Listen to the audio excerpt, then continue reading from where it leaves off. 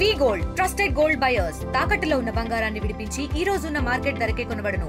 మరిన్ని వివరాలకు సంప్రదించండి 7710772020. సూపర్ 6 సూపర్ హిట్ ప్రోగ్రాం రేపు జరగబోతున్న నేపథ్యంలో ఇప్పటికే టీడీపీ నేతలు అందరూ కూడా ఇక్కడికి వచ్చిన పరిస్థితి అయితే ఉంది. ప్రస్తుతం మనతో పరిటాల శ్రీరామ్ మనతో ఉన్నారు, మాట్లాడే ప్రయత్నం అయితే చేద్దాం. సార్, ప్రధానంగా అనంతపూర్లోనే సూపర్ హిట్ సూపర్ 6 ప్రోగ్రాం ఎందుకు అనేది ఒకటి అంటే, వరుసగా కడప జిల్లాలో మీరు ఒక సభ చేశారు, మళ్ళీ రాయలసీమలోనే రెండో సభ చేస్తున్నారు.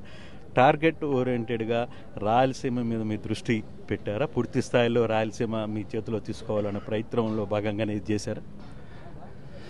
ఈరోజు కొత్తగా రాయలసీమని చేతుల్లో తీసుకోవాల్సిన అవసరం అనేది లేదని అనుకుంటున్నామన్నా.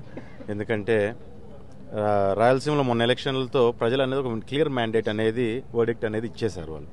సో ఇక్కడ ముఖ్యంగా ఏంటంటే కడపను ఎప్పుడూ లేని కడపలో పెట్టి ఎట్టి పరిస్థితులు అక్కడ ఉన్న పరిస్థితులు కూడా మనం చూడాలి. ఎంతమంది దీన్ని ఛాలెంజింగ్గా చెప్పినప్పటికీ చంద్రబాబు నాయుడు గారికి నమ్మకం ఉంది.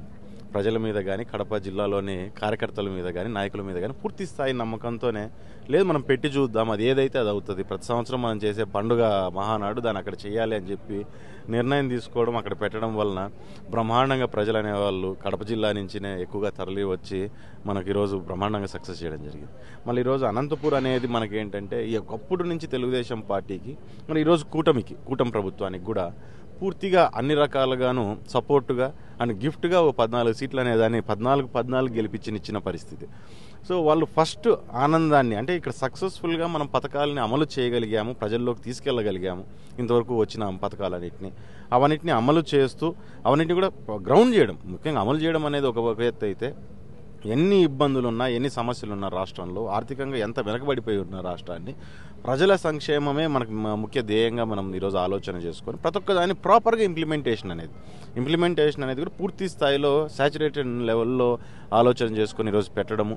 మరి దాంతోపాటు ఎక్కడే కానీ ఆ పార్టీలు ఈ పార్టీలు వాళ్ళు వీళ్ళు అనేది ఎక్కడ అవకాశం లేకుండా ప్రజలందరికీ సమానంగా వచ్చేటట్టుగా చేయడం అనే దాన్ని ప్రజలందరూ రాష్ట్ర వ్యాప్తంగా ఆశిస్తున్నారు. మరి దాంతోపాటు ఆ ఆనందాన్ని ఎవరితో పంచుకోవాలంటే అనంతపురం జిల్లాతో పంచుకోవాలి అని చెప్పి ఈరోజు కూటమి నాయకులందరూ ఇక్కడికి రావడం, అనంతపురం జిల్లా వాసులుగా మేమందరూ కూడా పూర్తి స్థాయిలో హర్షిస్తున్నాం.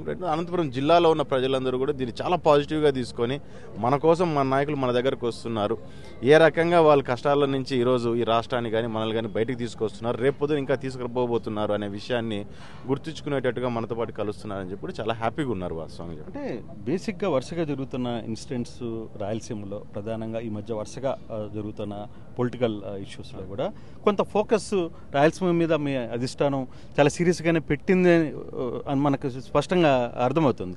అంటే దీన్ని అగైన్ మనం ఇంకా దీన్ని వదులుకోకూడదు అనే ఒక బలమైన సాచురేషన్ పాయింట్లోకి ఖచ్చితంగా దాన్ని ఫిల్ చేయాలి అనే ఒక దీంట్లో ఏమన్నా ఉన్నారా? ఇది ఖచ్చితంగా అండి. రాయలసీమ అనేది ఎప్పుడు తెలుగుదేశం పార్టీకి కొంచెం బలమైన పట్టున్న ప్రాంతాలే, అందులో అనంతపురం అనేది ఇంకా పట్టున్న ప్రాంతం మనకు. సో క్యాడర్ అనేది గొప్ప నాయకుల్ని ఇచ్చింది ఇక్కడి నుంచి. రాయలసీమ అనేది తెలుగుదేశం పార్టీకి గొప్ప నాయకుల్ని ఇక్కడి నుంచి తయారు చేసి ప్రజల కోసం బీసీ వర్గాల్ని ముఖ్యంగా వాస్తవంగా చెప్పాలండి. సో నీకు మనం అన్ని వర్గాల్లో చూసుకున్న ప్రతి కమ్యూనిటీ నుంచి కావచ్చు, లేకుంటే ఇక్కడ ఉన్న పరిస్థితుల్ని బట్టి కూడా ప్రతి దగ్గర తెలుగుదేశం పార్టీకి మంచి నాయకత్వాన్ని, రాష్ట్ర నాయకత్వాన్ని కూడా ఇక్కడి నుంచి ఇవ్వడం జరిగింది. ఇప్పుడు మా చంద్రబాబు నాయుడు గారు కావచ్చు, లేకుంటే మనకి ఎన్టీఆర్ గారు వచ్చినప్పుడు ఇక్కడ హిందూపూర్లో గెలిపించి పంపించడం కావచ్చు, మళ్ళీ మిగతా బాలయ్య గారిని కూడా ఈరోజు పెద్ద ఆయన ఏ రకంగా చూసుకుంటున్నాం, అనంతపురం జిల్లా ఈరోజు బాలయ్య గారిని అదే రకంగానే చూసుకొని అంతే అభిమానంతోనే ఆయన కూడా ఆయన నాయకత్వంలో ముందుకు నడవడం కావచ్చు. సో ఒక పార్టీకి సంబంధించిన మెయిన్ ఫ్యామిలీకే కాకపోయినా పార్టీకి పూర్తి ఫ్యామిలీగా కలిసి వచ్చిన మిగిలిన క్యాస్ట్ల నుంచి కావచ్చు, మిగిలిన ప్రాంతాలు మిగతా జిల్లాల నుంచి కూడా వచ్చిన నాయకులందరినీ కూడా మంచి నాయకులను ఇచ్చింది. సో ఇక్కడ కొత్తగా ఫోకస్ చేయాల్సిన పరిస్థితి అనేది నాకేం కొత్తగా ఏమనిపించట్లా. ఇక్కడ ఏంటంటే ఒక ఫాల్స్ మెసేజ్ ఏంటంటే వైఎస్ఆర్ పక్కన నుంచి ఇక్కడి నుంచి ఉన్నారు కాబట్టి, జగన్ ఇక్కడి నుంచి కాబట్టి ఇదేదో మాకంతా ఒక ఇది వచ్చేస్తుంది అనే దీంట్లోనూ, రెండోది రెడ్డి కమ్యూనిటీని పూర్తి స్థాయిలో అంతా మాదే అని చెప్పి చూపించుకునే ప్రయత్నాలు చేయడము, ఈ రకంగా వాళ్ళు దాన్ని ముందుకు తీసుకెళ్తున్నారు. కానీ ఒకప్పటి నుంచి ఇక్కడ రెడ్డీస్ కావచ్చు, కమ్మ కావచ్చు, బీసీ కావచ్చు, ఎస్సీ కావచ్చు, ఎస్టీ కావచ్చు, ఇక్కడ ఉన్న మేజర్ కమ్యూనిటీలు అన్నీ కూడా తెలుగుదేశం పార్టీకి బలంగా ఉన్నాయి, బలమైన నాయకుల్ని కూడా ఇచ్చిన అన్ని కమ్యూనిటీస్. సో వాళ్ళు దీన్ని ప్రూవ్ చేసుకునే ప్రయత్నంలో ఈ మధ్యలో చెప్పాలంటే లాస్ట్ 5 ఏళ్లలోనో 10 ఏళ్లలోనో ఒక ఫాల్స్ ఇమేజ్ అనేది రాయలసీమ మీద పడింది తప్ప వేరేదేం లేదు.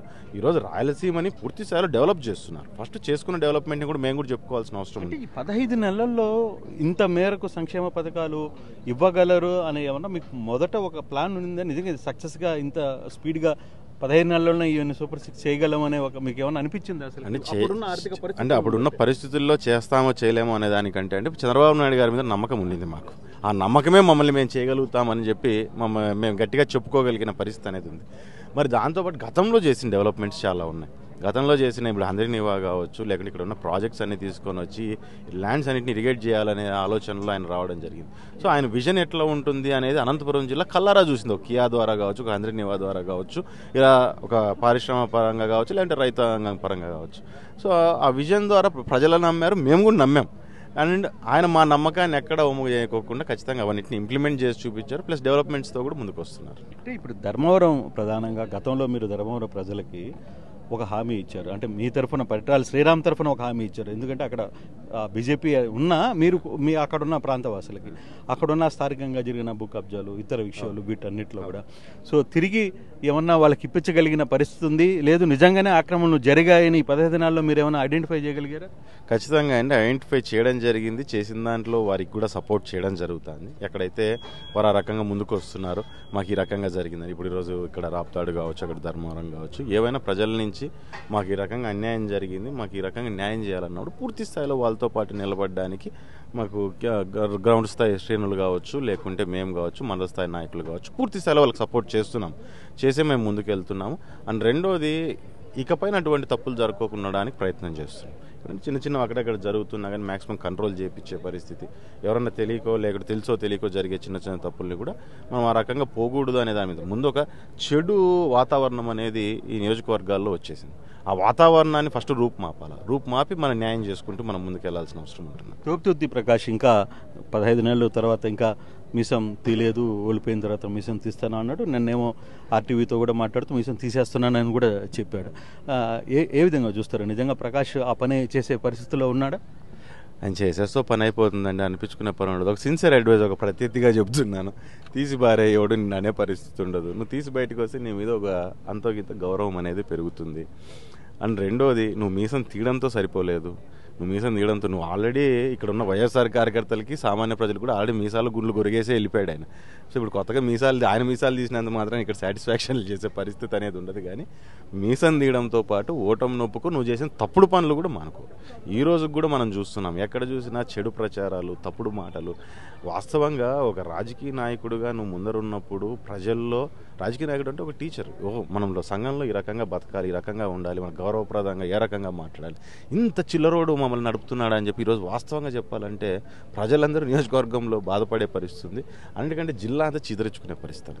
ధర్మవరంలో ప్రత్యేకంగా ఆఫీస్ పెడతానని చెప్పి ఇటీవల మొన్న మాట్లాడాను.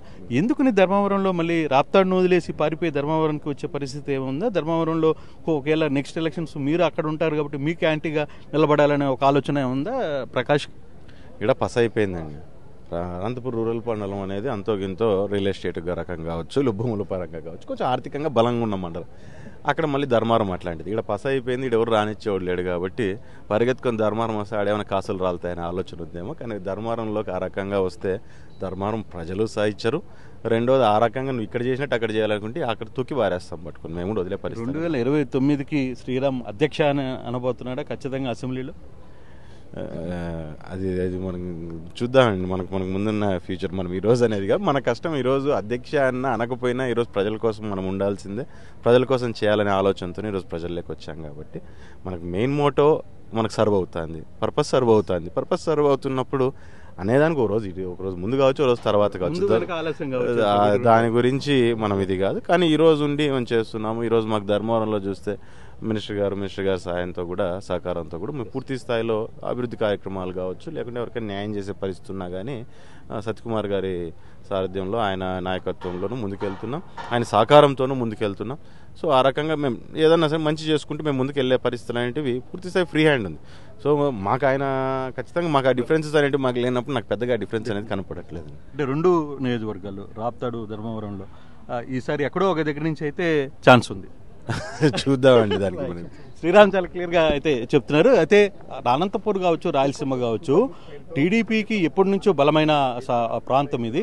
కాకపోతే మధ్యలో కొన్నిసార్లు మాత్రమే కొంత అవతల పార్టీకి వెళ్తుంది. కానీ ఇక్కడ బీసీ వర్గాలు ఎప్పుడు కూడా పార్టీ టీడీపీ వైపునే ఉన్నాయి. మేము రాబోయే రోజుల్లో రేపు జరిగే సభ కావచ్చు, లేకపోతే 2029 కూడా ఇదే హవాని రాయలసీమలో కొనసాగిస్తాము అని చెప్పి శ్రీరామ్ చెప్తున్న పరిస్థితి. ఓటు స్టూడియో తెలుగులో న్యూస్ కి ఫాస్టెస్ట్ యాప్ ఇప్పుడు టోటలీ న్యూ అవతార్లో జస్ట్ 5 seconds లో కంప్లీట్ న్యూస్. సోషల్ మీడియాలో ట్రెండ్స్ కి one stop solution.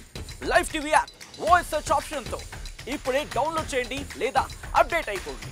App link description లో ఉంది.